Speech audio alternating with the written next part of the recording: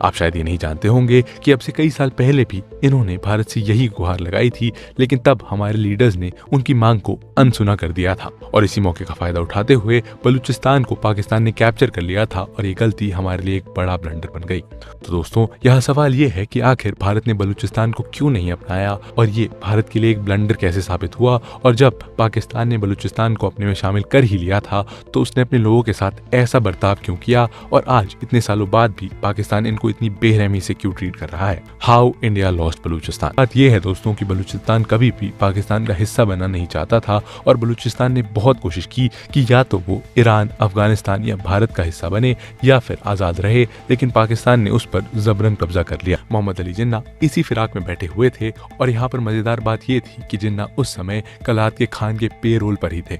शुरुआत में उन्होंने एक लॉयर के तौर पर बलूचिस्तान के इंडिपेंडेंस पेपर्स तैयार किए और 1946 में जब कैबिनेट मिशन प्लान आया तो जिन्ना ने इन पेपर्स को इनके आगे प्रेजेंट किया। कलात के खान ने इस मांग को दबाने के लिए साम दाम दंड भेद सब अपनाया, लेकिन उन्होंने किसी की नहीं सुनी। बस फिर क्या था, इंडिया और पाकिस्तान की आज़ादी से भी पहले 11 अगस्त 1947 को ब्रिटिशर्स ने बलूचिस्तान की इंडिपेंडेंस को रिकॉग्नाइज किया, यानी 1947 में जब अंग्रेज भारत छोड़कर गए तब बलूचिस्तान एक आज़ाद देश था। लेकिन उसकी आज़ादी केवल 227 दिन तक ही चली दोस्तों, और असल में हुआ ये कि पाकिस्तान के आज़ाद होने के अगले ही दिन यानी 15 अगस्त 1947 को जिन्ना ने कलात के खान को एक लेटर भेजा जिसमें लिखा था कि वो पाकिस्तान के साथ विलय करने में एक भी दिन की देरी ना करें। और अब आप ये सोच रहे होंगे कि जिन्ना ने ही तो कलात को आजाद कराया था, तो अब वो इनको पाकिस्तान के साथ जुड़ने के लिए क्यों कह रहे थे। तो दोस्तों, यहाँ आपको ये समझना होगा कि ये सब पाकिस्तान और ब्रिटिशर्स की मिली भगत थी और दोनों कभी नहीं चाहते थे कि बलूचिस्तान एक इंडिपेंडेंट स्टेट की तरह एग्जिस्ट करे, और इसीलिए उन्होंने बलूचिस्तान के खिलाफ ये मायाजाल रचा था। पाकिस्तान लाइव के मोअज़्ज़िज़ नाज़रीन, अस्सलामु अलैकुम।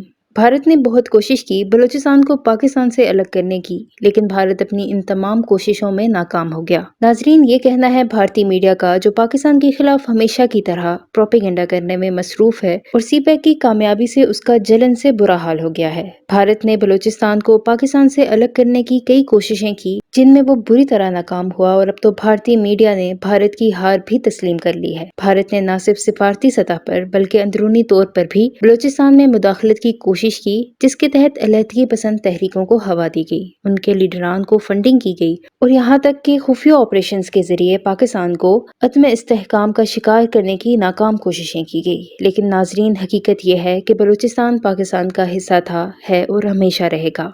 सीपैक की कामयाबी ने भारत के अज़ाइम को खाक में मिला दिया है और अब भारतीय मीडिया अपनी नाकामियों का एतराफ़ करने पर मजबूर हो गया है। भारत की बलूचिस्तान को अलग करने की कोशिशें न सिर्फ बैनुल-अक़वामी सतह पर नाकाम रहीं, बल्कि बलूचिस्तान के अवाम ने भी भारत की इन साजिशों को मुकम्मल तौर पर मुस्तरद कर दिया है। इस हवाले से भारतीय मीडिया की मनगढ़ंत कहानियाँ सुने और हंसें। वीडियो में आगे बढ़ने से पहले मेरे चैनल पाकिस्तान लाइव को सब्सक्राइब जरूर करें ताकि आने वाली वीडियो अपडेट से आगाह रहें। इसी बीच मार्च 27, 1948 को एक ऑल इंडिया रेडियो ब्रॉडकास्ट पर वीपी मेनन ने एक प्रेस कॉन्फ्रेंस के दौरान बलूचिस्तान की तकदीर को हमेशा के लिए सील कर दिया, और उस दिन प्रेस कॉन्फ्रेंस को एड्रेस करते हुए वीपी मेनन ने कहा था कि कलात के खान पाकिस्तान के बजाय भारत में मिलने की मांग कर रहे हैं और भारत का इससे कुछ लेना देना नहीं है। लेकिन खान ने जब ये बात सुनी तो उनको ये बिल्कुल पसंद नहीं आई और उनके पैरों तले जमीन खिसक गई, क्योंकि वो जानते थे कि पाकिस्तान जैसे ही ये बात सुनेगा वो उन पर हमला बोल देगा, और हुआ भी कुछ ऐसा ही। हालांकि मार्च 29, 1948 को इंडिया में हुई कैबिनेट मीटिंग के मिनट्स बताते हैं कि वीपी मेनन ने ऐसा कमेंट किया ही नहीं, और वो ऑल इंडिया रेडियो का एक रिपोर्टिंग एरर था। और 30 मार्च 1948 को प्राइम मिनिस्टर नेहरू ने इस फॉल्स न्यूज के लिए पार्लियामेंट में माफी भी मांगी, लेकिन तब तक बहुत देर हो चुकी थी। इसी बीच जिन्ना ने पाकिस्तान की आर्मी को कलात को सीज करने के आदेश दिए, और उनका बहाना था कि ये पाकिस्तान के राइवल यानी इंडिया के साथ जुड़ने की कोशिश कर रहे हैं। 27 मार्च 1948 को इन्होंने कलात को इन्वेड किया और मिलियंस ऑफ बलोच लोगों को मार दिया और उनके घरों और गाँवों को जला दिया, और खान को कराची भेज दिया गया। यहाँ पर खान को अरेस्ट करके उनसे जबरन इंस्ट्रूमेंट ऑफ सक्सेशन साइन करा लिया गया, और इसी तरह जून 1948 आते आते पाकिस्तान द्वारा हड़पा हुआ सारा बलूचिस्तान पाकिस्तान का एक राज्य बन गया, और पाकिस्तान ने बंदूक की नोक पर इसको हासिल कर लिया। और भले ही पाकिस्तान ने बंदूक की नोक पर इसे हासिल कर लिया हो, पर वो कभी भी सही मायने में बलूचिस्तान को अपना ही नहीं पाए। बलूचिस्तान ने भी इनके आगे अपने घुटने नहीं टेके और यहीं से बलूचिस्तान की असल बगावत ने जन्म लिया। और वो कैसे, अब आइए उसे जानते हैं। हाउ इंसर्जेंसी बिगैन इन बलूचिस्तान। तो दोस्तों आइए अब उन फेजेस की बात करते हैं जिनमें बलूचिस्तान ने पाकिस्तान के खिलाफ बगावत की। तो जैसा कि हमने आपको बताया दोस्तों कि पाकिस्तान की फौज ने कलात के खान को मजबूर करके इंस्ट्रूमेंट ऑफ एक्सेशन पर साइन करा लिया था, लेकिन खान के भाई प्रिंस करीम खान ने बलूचिस्तान की आज़ादी का झंडा बुलंद करते हुए पाकिस्तान के खिलाफ बगावत छेड़ दी।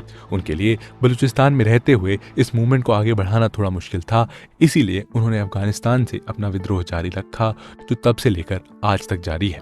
बलूचिस्तान का ये विद्रोह 5 फेजेस में आगे बढ़ा, जिसमें पहला फेज तो उस इंस्ट्रूमेंट ऑफ एक्सेशन के साथ ही 1948 में शुरू हो गया था, लेकिन रिसोर्सेज की कमी के चलते वो ज्यादा लंबा नहीं चल पाया। इसके बाद ये विद्रोह 1958 से 1959, 1962 से 1964 और 1973 से 1977 के बीच फुल फ्लेजेड आर्म रेबेलियन के रूप में देखा गया।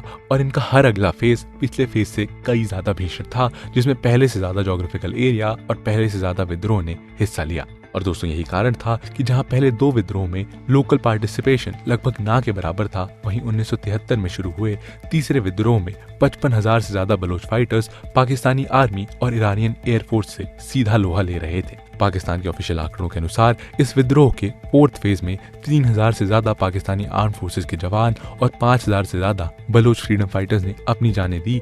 और इस कड़ी में पाकिस्तान स्टेट के खिलाफ बलूचिस्तान इंसर्जेंसी के 5th फेज की शुरुआत 2003 के आसपास शुरू हुई और तब से लेकर अब तक ये फेज जारी है, जो इसे बलोच इंसर्जेंसी का सबसे लंबा और सबसे वायलेंट फेज बना देता है। और इस फेज में बलोच इंसर्जेंट्स की ओर से गुरिल्ला अटैक, असैसिनेशंस और अंडरग्राउंड इंटेलिजेंस नेटवर्क का सहारा लिया गया है। अगर हम पाकिस्तानी गवर्नमेंट की माने तो इस समय बलूचिस्तान में 5 इंसर्जेंट ग्रुप्स एक्टिव हैं, जिनमें से बलूचिस्तान लिबरेशन आर्मी यानी BLA सबसे बड़ा और ताकतवर इंसर्जेंट ग्रुप माना जाता है।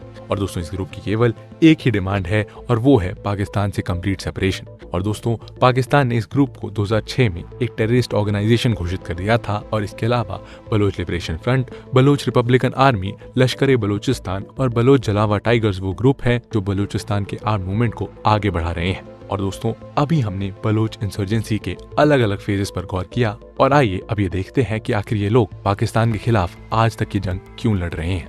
How Pakistan treated Balochistan.